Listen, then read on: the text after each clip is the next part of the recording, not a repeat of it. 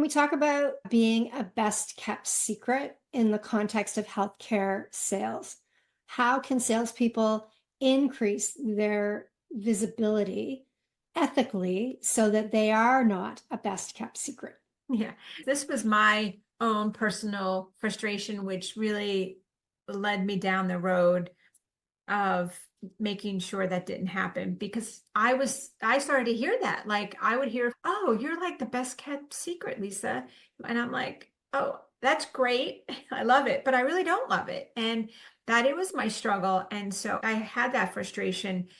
I think it's really important that we've got to get educational content out. And how do you get that out in multiple ways? And how do you, kind of, speak in areas where your customers are? How do you write? I think AI is very powerful and very useful.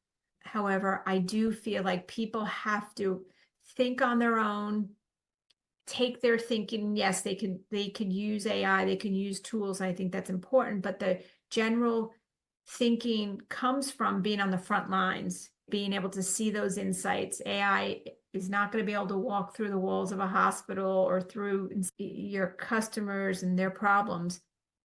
You need to think, you need to write, you need to connect the dots. You can then tweak and get some better wording through AI. But I think overall, not being the best kept secret is about, I think, thought leadership. It is about speaking, getting out in the marketplace, and it being bold. Like you may have to say things not disrespectfully and not to insult somebody, but you may have to be bold in getting some of your opinions out. Like we believe a hospital shouldn't X or should be able to do Y and be their advocates.